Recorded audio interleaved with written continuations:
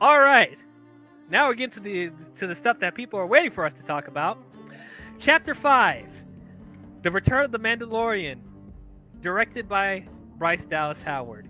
AKA, we interrupt this Boba Fett show to give you the lost episodes of The Mandalorian. So, so after Boba, is like he's declaring war on the Pike Syndicate, he's like, we need some muscle. So Fennec and Boba are thinking, you know what? Who would be good muscle? The Mandalorian. We need to call him up. So I'm like, oh, that's great. You know what? Because like, I'll say, like, even though I was kind of disappointed how much attention was taken away from Boba Fett in his own show, I didn't have a problem with them bringing Mando into the show. You know, because like, because going back to the previous 2 seasons of Mandalorian, when they brought in big Star Wars characters from the universe, it's like they executed them in a way where it's like, if you haven't seen Clone Wars or the previous movies, you did need to watch them to appreciate, you know, the show or how they're executed in the show.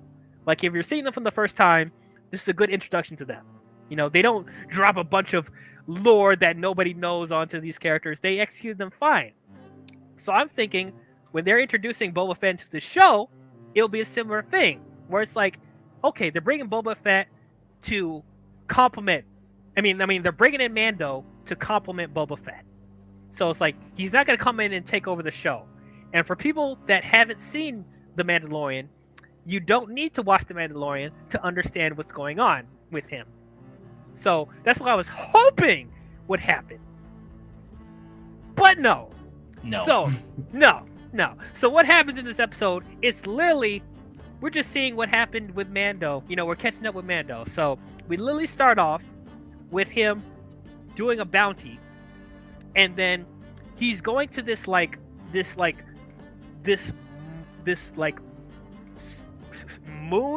Well, not a moon. It's like a round-ish like city thing in the middle of space. It reminded me of that that city moon in Treasure Planet. You know the one I'm talking about? That from a far distance it looks like a moon, but you look really closely, but it's actually like a city that's shaped like a moon. It reminded me of that. So he goes to that city to drop off his bounty, and then it just so happens that the armorer, the female Mandalore from the Mandalorian show, like the one that is like the head of the Mandalorians at the time. Yeah. She just so happens to be there along with the other big Mandalore that helped him escape from that planet in season 1. That the head guy that was, that started the revolt. So those two just so happen to be there. And he has and Mando has the Darksaber with him, obviously, because he wanted off of what's his name? Giancarlo Esposito's character in the Mandalorian. Shoot. Research. Yeah, you guys know who we're talking about. Giancarlo Esposito's character. He wanted off of him. So he has the Darksaber, and that big Mandalore wants to win it off of Mando, and so they fight for it in a ritual fight, similar to how Mando did in his show. Cara Dune. No, not Cara Dune. No, Gina Carano. No, Giancarlo Esposito. Oh, Oh, my bad. Hang on. I'm tripping. Hang on. Dang it. You know she didn't have the Darksaber. Freaking. Well, I mean, she could. I'm just kidding. I'm sure a lot of people will be mad about that. God, it's not even showing her name, bro. How's it not showing his name? Okay. Sorry, guys. We're gonna be stuck on this. We need to know this guy's name. Moff Gideon. Moff Gideon. Thank you, Jesus Christ. I'm sure the viewers are yelling at us right now. It's Moff Gideon. Moff Gideon. I was like, okay, thank you, Moff Gideon. So Mando won the Darksaber off of Moff Gideon, and so the big Mando that's at that city with the armorer, he wants to win it off of Mando. So they have a ritual fight for the Darksaber, and Mando wins, obviously. And then he tries to train with the saber, and he notices that it's very heavy when he tries to swing with it. And it's like the armorer tells him that it's like you have to fight with the sword, don't fight against it. And so I guess that's something that he'll have to overcome when eventually, I'm pretty sure this is what they're going to do in season 3, when he eventually fights Bo-Katan for that saber. I know it's going to happen. I can't wait to see it. I'm a little concerned on how they're gonna set it up personally. What do you mean? I don't know. It's just I don't know. I have my thoughts on it. I'll save it for later.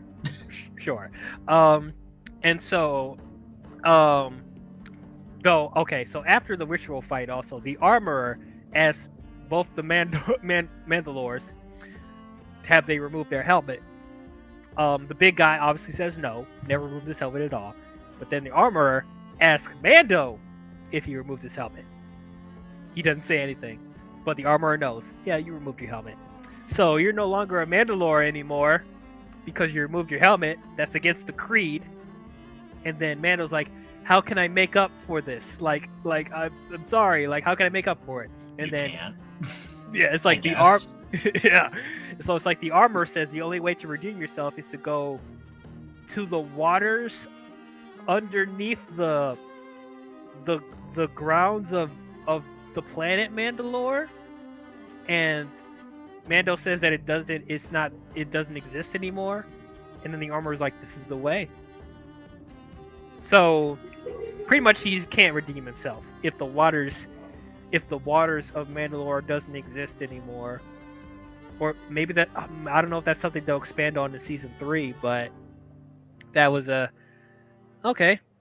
That's interesting. And I'm surprised that he was able to leave with his helmet and the Darksaber. I was really surprised about that. But yeah, they just let him go with his armor, his helmet, and his Darksaber. So it's like, okay, interesting. I wonder how that's going to unfold. Is he going to eventually join Bo-Katan and he'll be free to remove his helmet? And I don't know where that's going to go. But so he leaves. Okay, so here's another thing that, once again, I feel them just drawing out the runtime for this episode. We literally have to see him go on a cruiser to exit the city. He goes through this whole thing with the security bot being like, you have to remove all your armor and weapons in order for you to enter the cruiser to leave the city. And so we literally have to watch him remove all his armor, and then we have to watch him go onto the cruiser, and then we have to watch him sit on the cruiser, and then we have to watch him get to the exit the cruiser, exit and then the cruiser, put on his armor. Why are we watching this? Like, why? Oh, another thing we mentioned, that the armor, the staff that Mando had to fight Moff Gideon, she turns that into like a little armored shirt for Grogu, because first of all, the armor says that the staff is not something that Mando should be having as a weapon, so he tells the armor to turn it into like a little armored shirt for Grogu, and that's going to be a gift for him, for Mando, that he's going to give to Grogu. So after Mando goes through all that stuff with the cruiser and getting all his armor and weapons back, whatever, he goes back to Tatooine, and he meets up with the with that lady with the droids. Peli Motto, yep. And so he goes to her to get another ship, because Mando's ship blew up in season 2. So they try to find another ship for them to forge, to create another ship for him to use. And they end up finding a Naboo Star Cruiser from the Phantom Menace. And then they reforged that and turned that into a custom ship for Mando. And so they get this whole montage of them building the ship that we didn't need to see. But you know, it's a montage of them, you know, reforging the cruiser. And it's a nice, and like when he takes the cruiser out for a test drive, it's pretty cool. It goes pretty fast. I like the look of the cruiser. After they customize it, it looks pretty cool. Of course, that's there to sell toys. I'm sure there's toys out there for the new Mando Star Cruiser. And then he runs into one of the the Rebel X-wing fighters or whatever, being like, "You're going too fast. You need to see your papers," or whatever. Similar thing they did in season 2, whatever. And of course, he runs away because he's too fast for them. So I thought that. Yeah, apparently a Naboo Star Cruiser is faster than an X-wing. Yep. Great. Cool. Actually, there actually was a bit of a callback to when Mando was taking the Naboo starfighter through like test runs. One of the areas that he went to was the Mos Espa pod race track. Yes. Yeah. I felt like that was a pretty good callback, and it looked cool too. It did. Man, I still want to if they can do like a, I don't know, like a pod racing type show, or they can dedicate like a pod racing episode in Star Wars Visions or something like that, I would totally be down for that. And we got a season 2 coming up, maybe. Fingers crossed, right? Yeah. If not, then there's always me. You know where I stand on pod racing. I'll try to make something. Fan film. So, there we go. I will totally be a part of that fan film. Okay, but we went through all of that. We went through Mando doing a bounty, Mando meeting up with the armorer, Mando making this armored shirt for Grogu, Mando doing leaving on the cruiser shit with the security, Mando going to Tatooine, Mando finding a cruiser for him to use as a new ship. All of that just to establish Finnick meeting up with Mando at the very end to appoint him for the job against the Pike Syndicate. We went through all of that shit only for it to just lead to Finnick being like, "Hey, you want a job? Sure. I'll do it on the house because, you know, me and Boba have history. But I gotta go to this one planet first to drop off this shirt to Grogu." That was literally all the tie-in to Boba in that entire episode. What the fuck? Now it's strange because these 2 episodes that we're about to talk about, you know, the lost episodes of Mandalorian, technically, they're one of the best episodes of this show. But as a Boba Fett centric episode, these are the worst ones because they have nothing to do with Boba himself.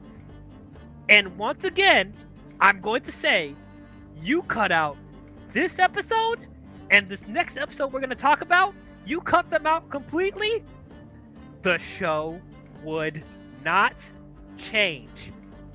And honestly, it kind of feels insulting because this is Jon Favreau, and I'm going to blame Dave Filoni and this is them saying that they don't have confidence in Boba Fett fully as a character for all of his episodes to be dedicated to him.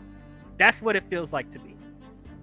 It feels insulting. They literally had to stop Boba Fett's story in order for us to catch up to what Mando's doing. Now, I love me some Mando. I think Mando is great. And whatever stories we do with Mando, I'm all for seeing it.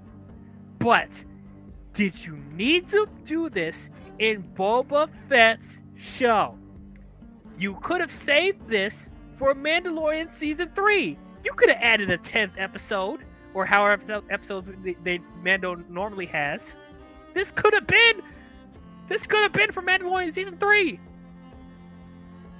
And the worst part of all is like, this is just filler. That's all it is. It's filler. Like, that whole thing at the end with Finnick meeting up with Mando, you literally could have just put that at the end of episode 4, and we could have moved on with our lives. We didn't even need to see Mando go to Grogu and Luke to drop off that shirt. We didn't need to see that. We didn't need to see Mando being another cruiser. That wasn't necessary to the story. That wasn't necessary to see the whole fallout with the armorer disowning Mando as a Mandalorian. We didn't need to see that. That all could have been saved for his own show. Like, I'm conflicted because these are not bad episodes. These are actually some of the more memorable stuff of the show. But it's a slap in the face because they took over Boba Fett's show. Because I'm pretty sure this is the main thing that people are talking about. Like, not Black Krrsantan, not Boba Fett himself, not the Pike Syndicate, not even what's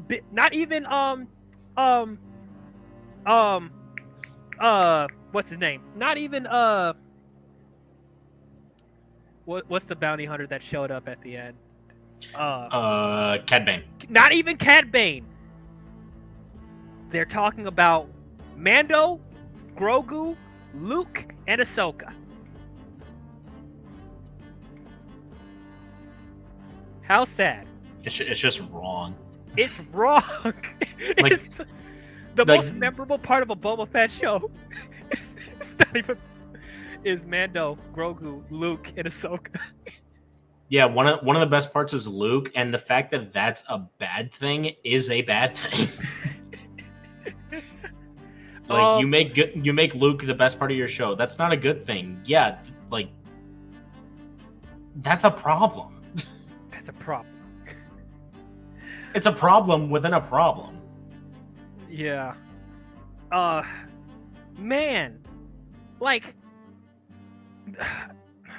I just don't understand why they just treated Boba Fett as like he's resorted to a supporting character of the Mandalorian. Like, I don't. But why? I argue that, no, regardless of how I felt about him in the original trilogy, I argue that Boba Fett is a bigger character than Mando. And it's like they treat him like this. Like, I just don't get it. What were they going to do when they were almost going to make a movie out of him? What were they going to do? Oh, it's disappointing. But outside of my thoughts of how it fits in the show, like I said, the episode's fine. I mean, there's some important things that happened on Mando's development, that he was disbanded from the Mandalorian, so that's intriguing on that aspect. Seeing some development with him in the Darksaber, that's cool, I guess. It was cool that he got a Naboo Star Cruiser for his ship. That's cool. My only thing is, when he does bounties, how is his bounties going to fit in that cruiser? That's what I'm also wondering, because it's really compact, you know. It's really only meant for one fighter. Right. Unless he attaches an extra piece where he can put bodies in there or whatever, or another passenger thing if he's bringing somebody alive. But that's probably my only thing about it. And then what was that lady again with the droids? Pelimato. Pelimato. I mean, it was cool to see her again. I kind of liked her in Mando show. She wasn't a bad part of the show, but I would have been fine if I didn't see much of her, I guess. If we just didn't see the whole episode at all. Truth. Yeah, man. I mean, that's all I can really say about. Oh, and I guess he creates a little armored shirt for Grogu, so that was nice. But yeah, man. If we judge this as a Mandalorian show on its own, it's fine. But yeah. As a Boba Fett episode, it's terrible because you really gave us a whole bunch of filler that doesn't go anywhere until literally the last 4 minutes of the show. I mean, of the episode. Last 4 minutes of the episode. Dang. Well, I guess we should just transition into episode 6. Yep. Yeah, because we're already talking about it. Borderline, chapter 6. From the desert comes a stranger. Directed by, you guessed it, Dave Filoni. Also co-written by Dave Filoni along with Jon Favreau. Okay, so we meet back up with Cobb Vanth, who is the marshal in Mos Pelgo, which is now called Freetown. So Cobb confronts some pikes doing some spice runs in his town, and he tells them to leave. You know, the typical Western stuff that he does. With his blaster or whatever, it's like, telling them go away. I think he shoots one of them and scares them off.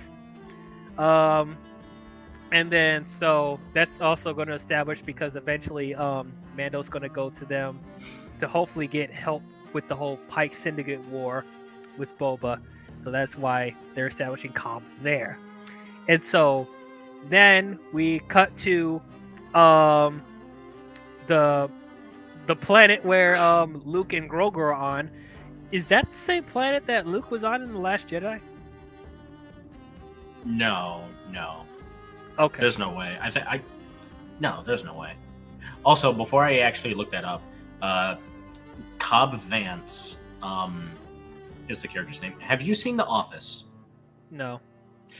Okay. Well, it's the, you've heard of it though, right? It's the Steve Carell. Yeah. Apparently, Cobb's character name was named as a reference to the Office supporting character Bob Vance. Okay. Big difference, obviously. All right. For all you no, it's Cobb Vanth, but it's they got the same sounding, I guess. Oh, so it's pronounced Vance, even though it's spelled Vanth. I guess.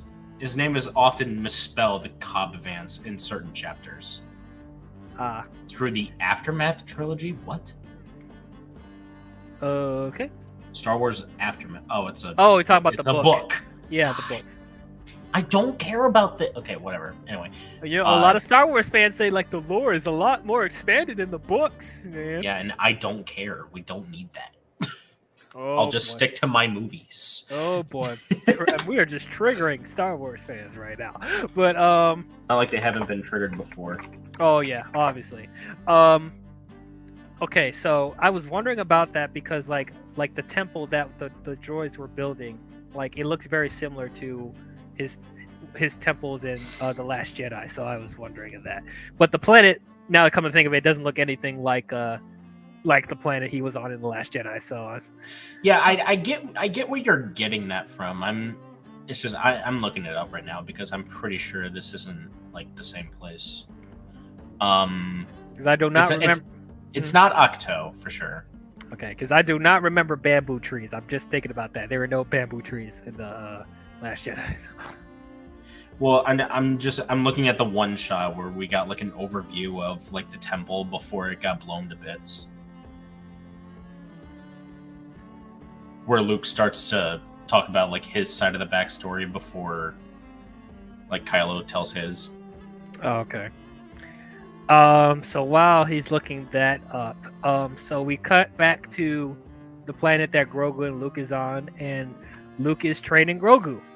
And so we catch up with them. With a really, really good DH Luke. We'll talk about that in a minute. But so Mando goes to the planet and finds R2 there to greet him. And then Mando is trying to ask R2 where they are, and of course R2 is not I was about to call R2 the droid. No, his R2. Oh boy. He's a character. R2 is a character. But Yo,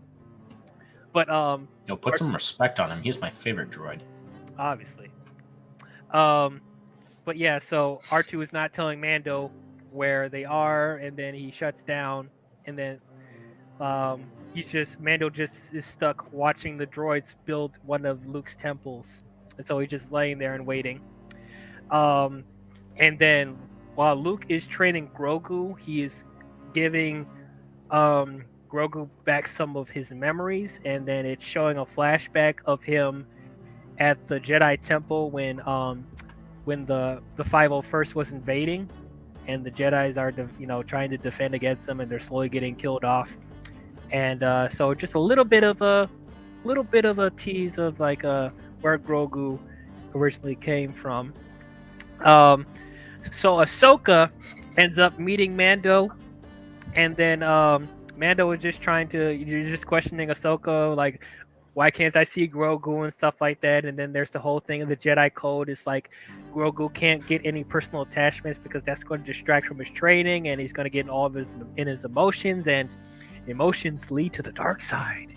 That type of stuff. Fear leads to anger. Anger leads to hate. Hate leads to suffering. That type of stuff. Yeah. So Ahsoka's like, it's very imperative that Grogu doesn't see you, because if he does, he'll get emotionally compromised.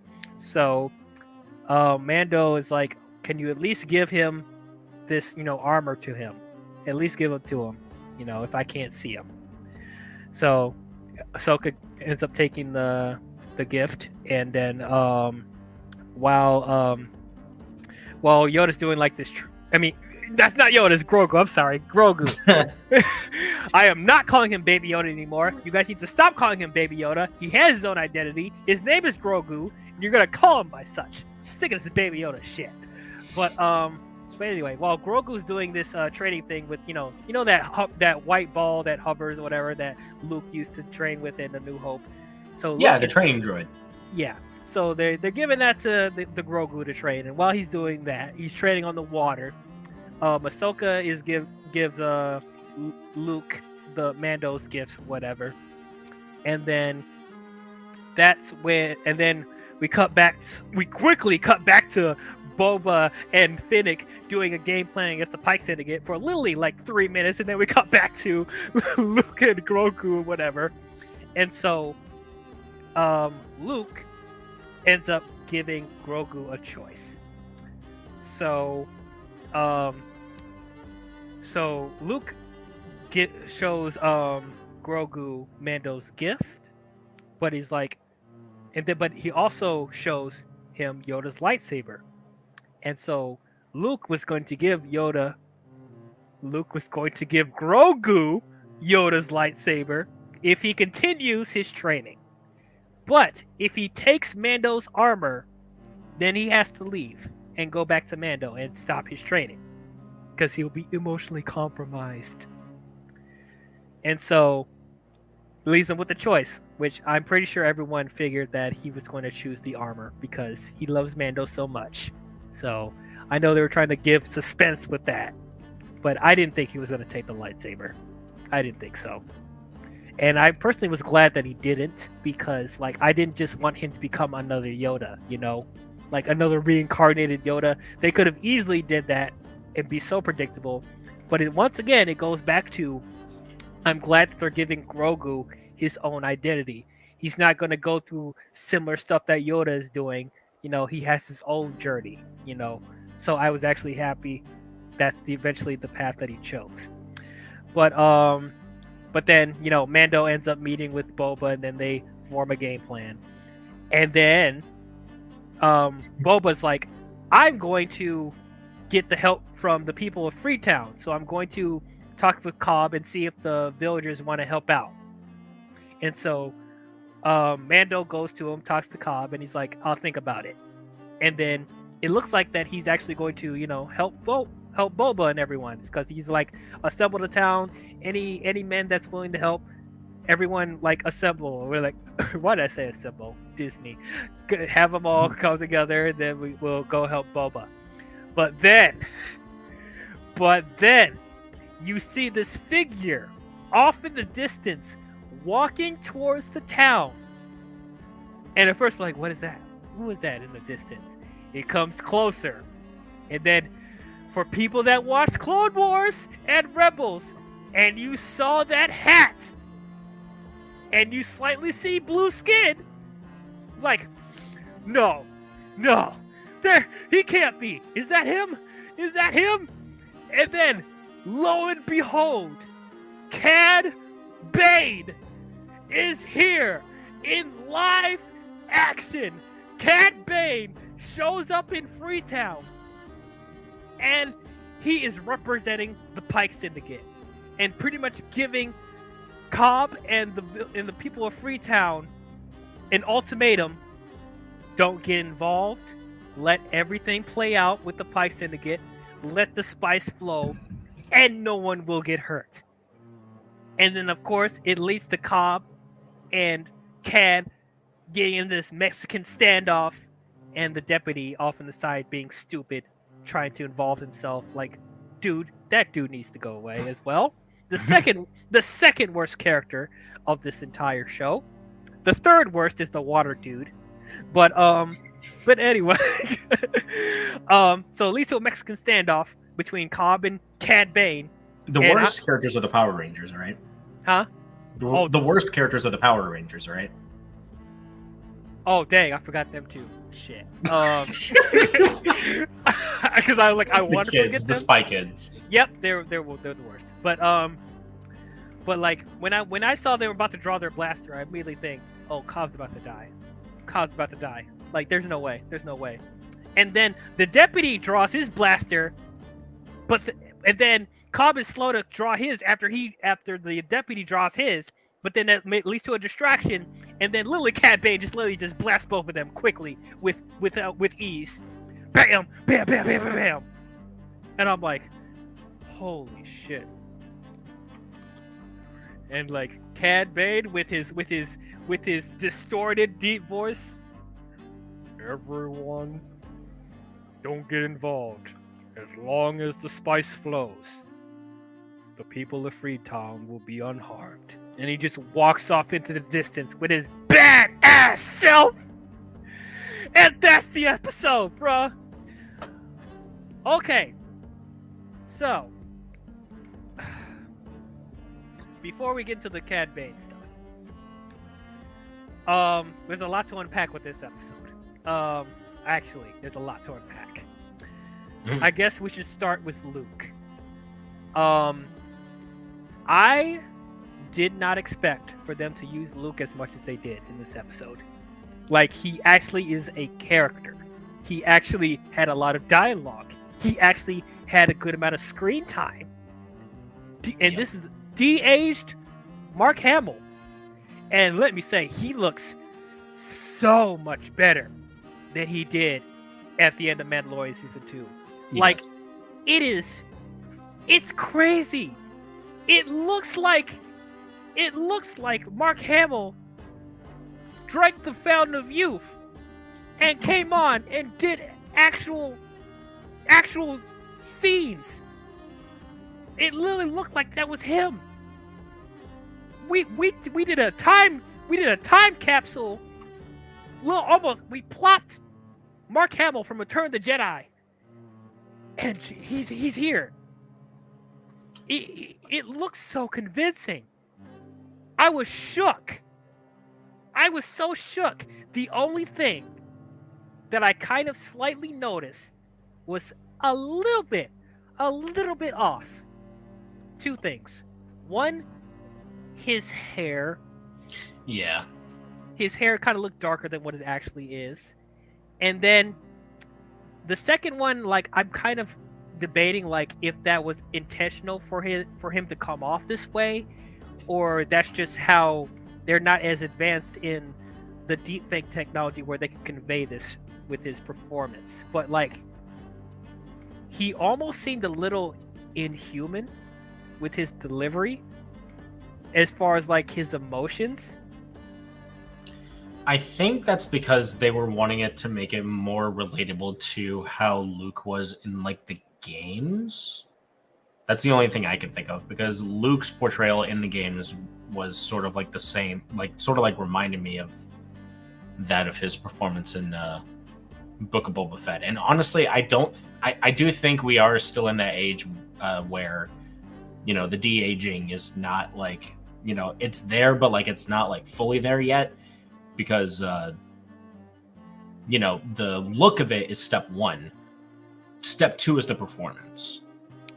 And Mark Hamill, as great as he is, it just didn't, like, it may look like a younger Mark Hamill, but it just didn't come off as like the same portrayal as he did in Return of the Jedi per se, but more sort of like, he reminded me of like that of Jedi Academy or something like that, or it was one of those games.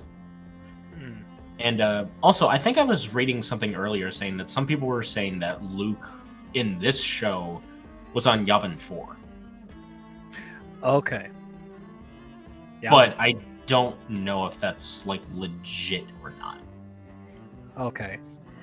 But yeah, man.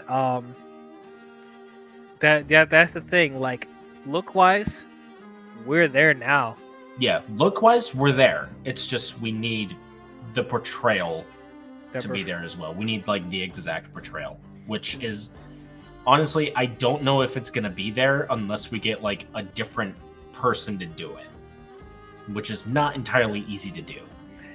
Yeah, like, I mean, they could probably get away with Luke slightly because he's, at this point, with him being a Jedi, he slowly starts to get more and more Zen-like. So his emotion, like, he's not going to be as expressive as he was in A New Hope and Empire Strikes Back. So there might be a little leeway with him. But as far as like other characters that tend to be more expressive, I feel like that's something they need to work on a little bit more. Because I have a feeling this is not the last time they're going to do this. Because of how much they perfected it at this point, and the more they work on it, I have a feeling like whatever they're setting up with Ahsoka and whatever they're trying to set up with Thrawn, I feel like it's going to get to a point where de-aged deepfake Luke could possibly become a main character in a show. There is potential for sure. I feel like that. Yeah, I feel like that's really big potential with that. I feel like that's what they're trying to do.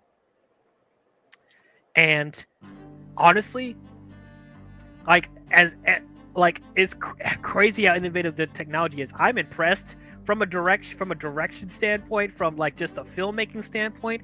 I am so impressed with what they did. But at the same time, I'm kind of scared because if they're able to do it with this show, like, just think about what they would possibly do with other properties, like Marvel or other studios trying to do it, like WB or Universal or Sony, looking at this, being like, what if they try to resurrect people from the dead?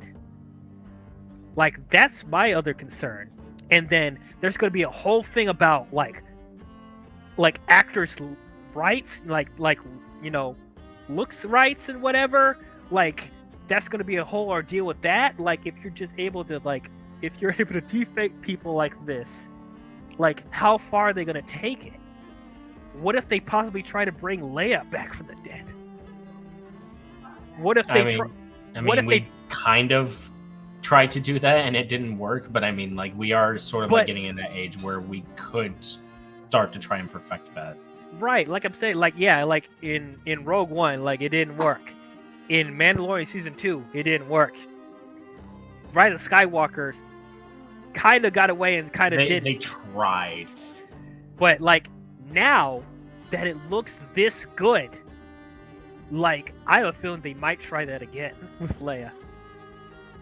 And then it won't stop here. You look at other studios, you know how much people love Christopher Reeve as Superman. What if they try to bring back Christopher Reeve from the dead? Like, I'm sorry, I'm opening a Pandora's box for it that I shouldn't. I'm probably thinking too hard about this, but I'm like, I have actually heard a rumor. I don't know which project it was on. Maybe it was The Flash. That they were going to try and do a deep fake on Christopher Reeve's Superman. oh, A rumor. It's out there. We just gotta pray. It's like, I don't even know how to feel about that. I really don't. Because we gotta keep in mind that, like, the deep fakes could also look terrible. It could.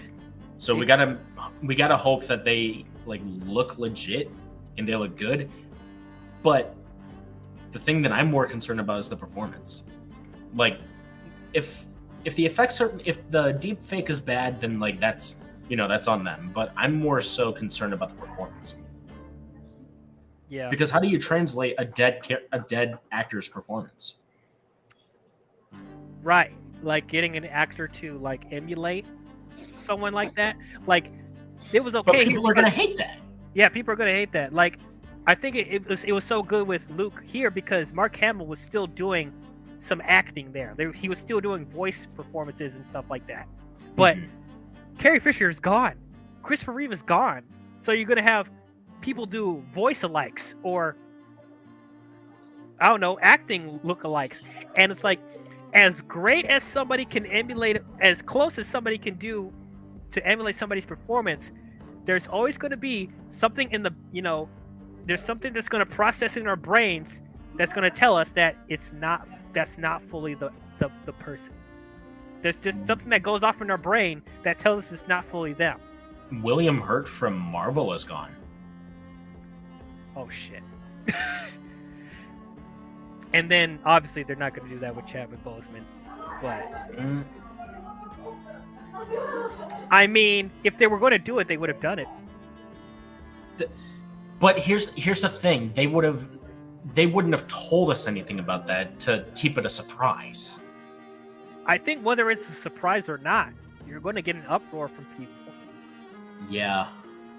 But but that is one thing to think about though, because like Marvel still could try to bring back William Hurt, try to bring back Chadwick Boseman, and it's like, oh my god, people are just going to be in an uproar. Because keep in mind, we are also in multiverse territories, so we could still potentially see anybody come back. That's true. That's very true. Even people like not from the MCU, who aren't with us anymore, who aren't alive. Right. So like, oh boy, this is the can of worms that like I don't know if Hollywood wants to open, but yeah, dang, I don't know. But anyway, Ahsoka, Rosario Dawson's Ahsoka. I'm glad to see her again. I'm happy to see her. Man, I'm just loving Rosario Dawson as Ahsoka. I just really loving it. Yeah, honestly, I do like Rosario Dawson as Ahsoka, right? She's not the issue. Like, she's not going to be an issue. Like, her show, she'll do good in her show. Right. Her being in Book of Boba Fett, like, this long, though? Yeah. I don't know. I feel like it was kind of overstuffed. Oh, for sure. Like, at this point, I don't even feel like this is a lost episode of Mandalorian. This feels like a lost episode of the Ahsoka show that hasn't even came out yet. It hasn't even come out yet, yeah. Yeah, this feels like something that they would put in the Ahsoka show. But like, man, once again, this as an episode by itself, it's a good episode. It's good. As a Book of Boba Fett episode, it's horrible. Yeah, it sucks.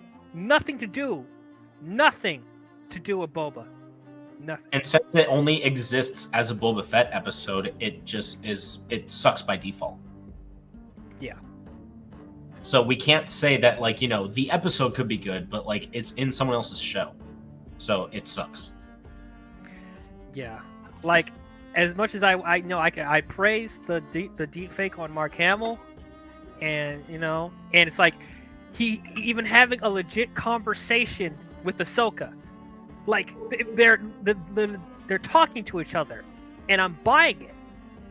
Like, it's crazy, but at the same time, it's just like this is not doing anything for Boba Fett.